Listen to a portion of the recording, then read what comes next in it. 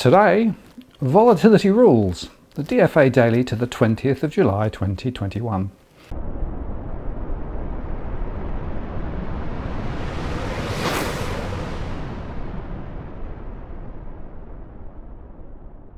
Hello again, it's Martin North from Digital Finance Analytics. Welcome to this post covering finance and property news with a distinctively Australian flavour.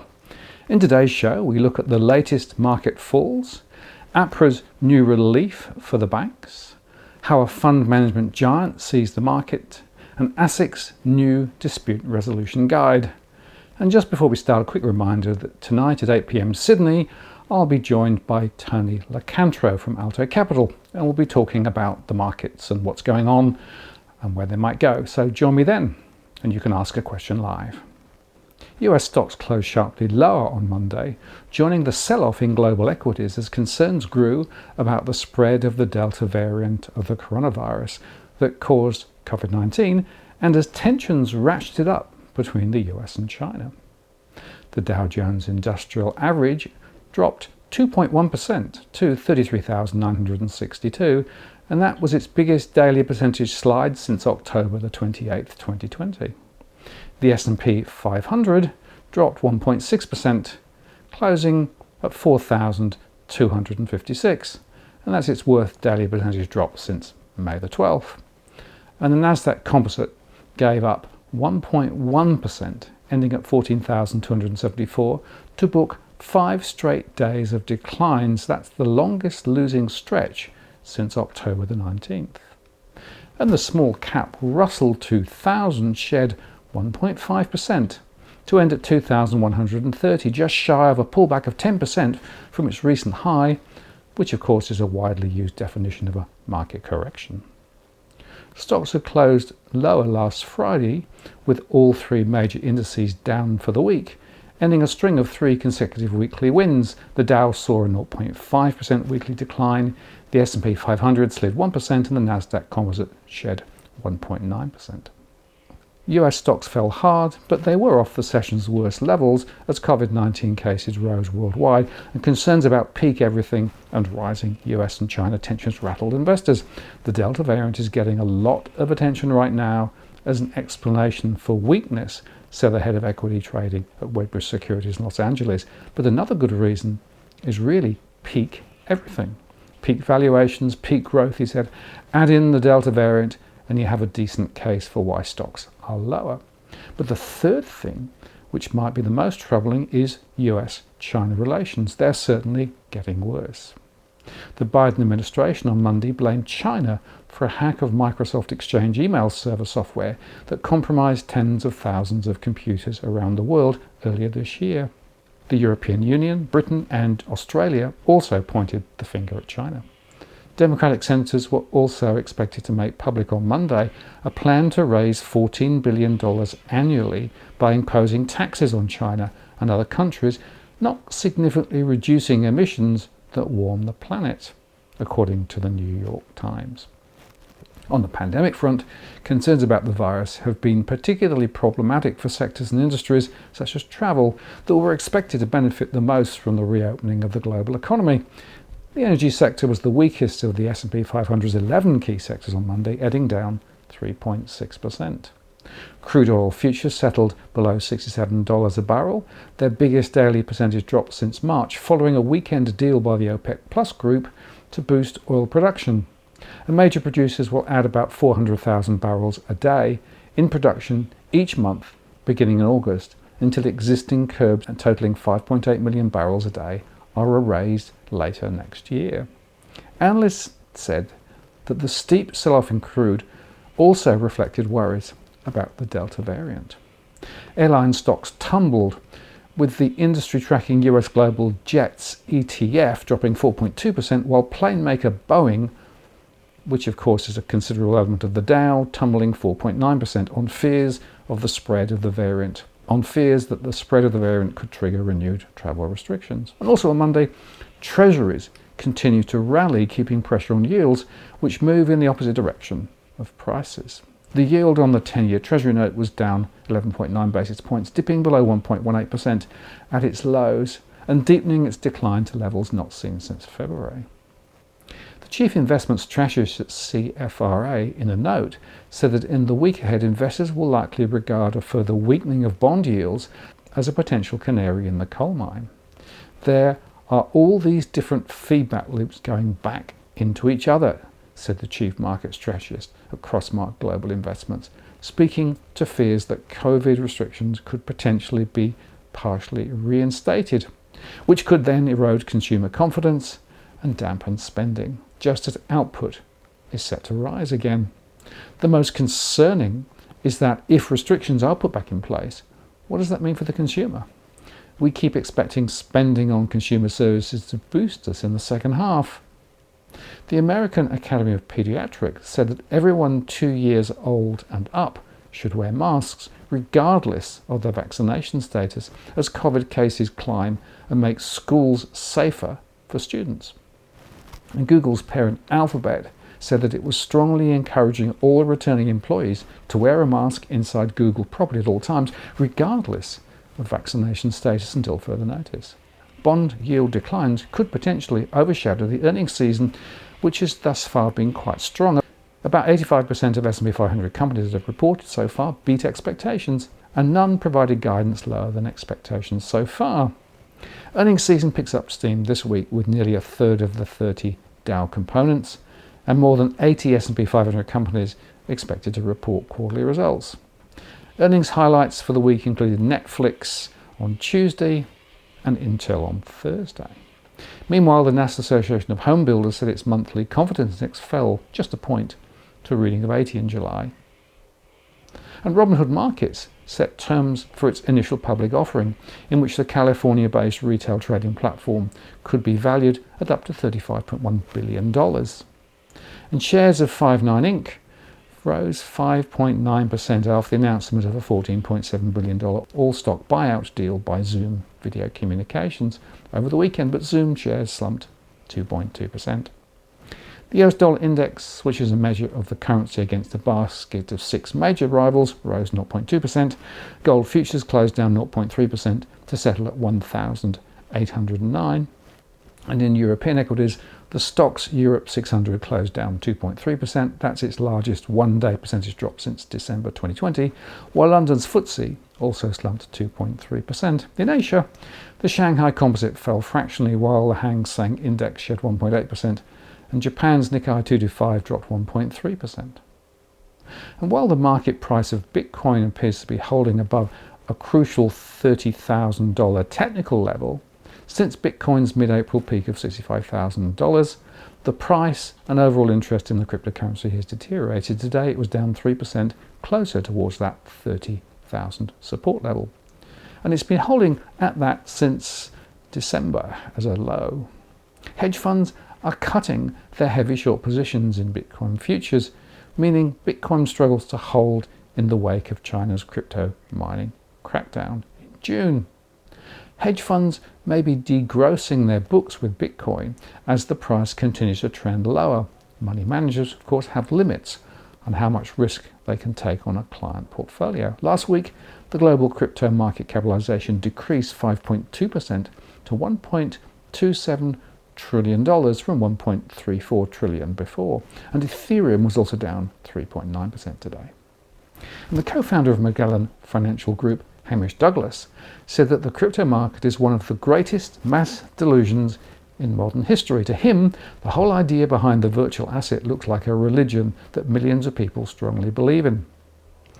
He's the co-founder and CEO of the Australian investment company Magellan Financial Group, and warned investors to beware of the cryptocurrency market. In a recent interview, he described it as a speculative bubble, which will eventually blow up. Cryptocurrencies, I have to say, are one of the greatest irrationalities I've seen in a very, very long period of time, because of the cult-like following it has behind it and the scale that is behind it.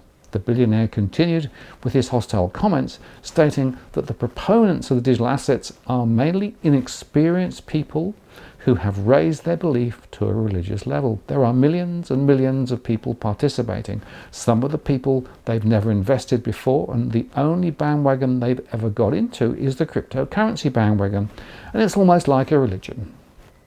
Douglas predicted that the crypto market would eventually crash to zero. However, he noted that he is not too concerned about it, as his company has zero exposure and does not plan any future involvement.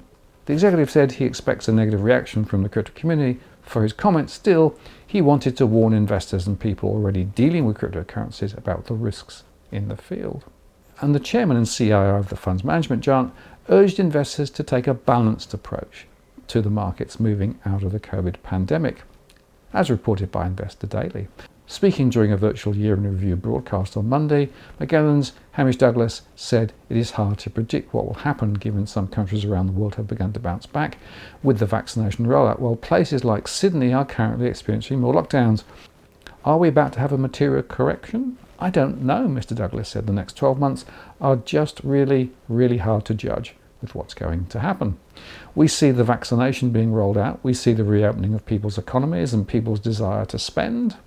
Mr. Douglas said a sensible approach would be to look forward by a few years rather than simply looking at the next year. I think you have to have a very balanced approach here, knowing that the markets could continue to be strong, but there's major risk out there as well. So I think you want to be somewhat conservative here, he said. The real question I think to ask ourselves is, moving forward, how do we think things are going to go over the next 3 to 5 years, not really just focus on the next 6 to 12 months. The hardest thing moving forward is if inflation really reared its head and we got a material increase in long-term rates, particularly in the United States of America. Let's say long-term bond rates jump from where they are at 1.5%. Let's say that they went to about 3.5%, so a marked jump in rates. That would be difficult to navigate in an absolute sense. In response to the latest wave of Australian COVID-19 cases, which has largely been concentrated in New South Wales, the Australian Prudential Regulatory Authority has announced regulatory support for banks that offer temporary financial assistance to borrowers impacted by the latest outbreak. The temporary measures largely mirror the measures announced by APRA in March 20. For eligible borrowers, banks will not need to treat the period of deferral as a period of arrears or a loan restructuring. Eligible borrowers include borrowers whose ability to repay a loan has been affected by COVID-19 and the loan was not non-conforming at the time the repayment deferral was provided. This treatment can be applied to loans that are granted a repayment deferral of up to 3 months before the end of August 2021. APRA will release an updated prudential standard in July, formalising this new treatment. Furthermore, there will be a requirement for banks to disclose and report the nature and terms of repayment deferrals, as well as the volume of loans to which they are applied. Consequently, banks will also be required to provision for those loans under the relevant accounting standards. And while APRA has not yet made any explicit comments on how this regulatory support will impact the ability of the banks to return surplus capital to shareholders, it's interesting that since the APRA announcement, ANZ announced that it intends to buy back up to $1.5 billion of shares via on-market buyback. This would have required APRA approval and suggests the capital relief announced today by APRA for borrowers on deferrals will not impact the ability of the banks to return surplus capital to shareholders. NZ will likely begin purchasing shares in August 2021 and expects the buyback to reduce its March 21 CET1 ratio by around 0.35%. And elsewhere, ASIC released its dispute resolution guide. As mortgage business rights, the regulator has published its draft standards for internal dispute resolution reporting, which will be tested in a pilot across the financial industry in coming months. The mandatory internal dispute resolution, the IDR data reporting framework, will implement standards for data collection and customer complaints across companies and start public disclosure. ASIC is implementing the scheme with an aim to improve transparency, assist consumer decision-making and allow firms to benchmark themselves against their peers. The framework will also reportedly allow the regulator to identify emerging issues. The new reporting documents released on Monday include a data dictionary and data glossary, which will be tested in an upcoming pilot of the regime across financial sector subsects in October. The dictionary sets out information that firms will be required to collect and report to ASIC, while the glossary provides explanations of key terms in the dictionary. Financial firms have been told to start considering how to map their own complaint system to the data dictionary. The standards will apply to Australian financial services licensees, credit representatives, unlicensed product issuers, unlicensed secondary sellers, fintechs, trustees of regulated superannuation funds other than self-managed superannuation funds, and unlicensed carry-over instrument lenders, among others. The directory will not be prescribed a one-size-fits-all approach though, rather saying firms should take into account factors such as the size of the business and number of staff, products and services offered, and the volume and size of transactions and the nature of their customer base. A number of companies have alerted ASIC that the data required does not align with what they already collect, and the product or service and issues categories are too granular. We acknowledge that some of the IDR reforms in this guide represents changes for some financial firms, the dictionary stated. Firms will need to establish the internal capacity building, establish clear lines of reporting and accountability, develop processes and systems, and upskill staff who are responsible for dealing with complaints. Notably, a number of firms had told the regulator that it would be inappropriate to capture the identities of individual financial advisors, credit representatives, or authorised representatives with concerns about privacy. So ASIC relented, removing data elements around identifying individuals, but it will still require information on whether a complaint is about the authorised representative of financial services or credit licensee. The pilot documents have been developed through 2 rounds of public consultation and are meant to align with the reporting approach of the Australian Financial Complaints Authority in order to develop an end-to-end picture of financial system complaints. Key changes made in response to consultations include removing free text fields, removing mandatory reporting of demographic information, allowing flexibility to include multiple products and services and issues per complaint. And ASIC stated it was aware that most financial firms are already collecting more granular and detailed data about the complaints they receive, and it also signalled that there may be some changes to the dictionary and glossary if any issues arise during the pilot, but ASIC expects such changes will be kept to a minimum. The new standards laid out in the dictionary will apply to complaints from the 5th of October this year. The current regulatory guide for internal and external dispute resolution will continue to apply to complaints until the 5th of October, when the new standards come into effect, and ASIC will withdraw the predecessor regime 1 year after the new one, the 5th of October 2022. So on one hand, it's probably good to have unified processes, but on the other hand, I think there's a lot of work here, and financial firms are going to be under the gun to try and comply. The bottom line is this: we do need more transparency around what's going on, specifically to do with products and services in the financial sector, and particularly now because of the troubling level of volatility. And frankly, wherever you look, the indicators are that in the next few weeks and months, markets are going to be more volatile, not less volatile, and that means that the regulatory framework needs to be agile enough to be able to catch up. I wonder whether this one is. Now, if you're buying your home in Sydney's contentious market, you don't need to stand alone. This is the time you need to have Edwin Almeida from Ribbon Property Consultants standing alongside you. Buying a property is both challenging and adversarial.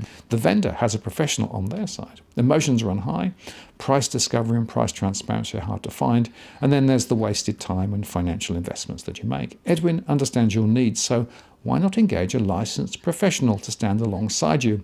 With RPC, you know you have experience, knowledge, and master negotiators looking after your best interests. So shoot Ribbon an email at info@ribbonproperty.com.au, and if you use the promo code DFAWTW/Martin, you can get a 10% discount offer.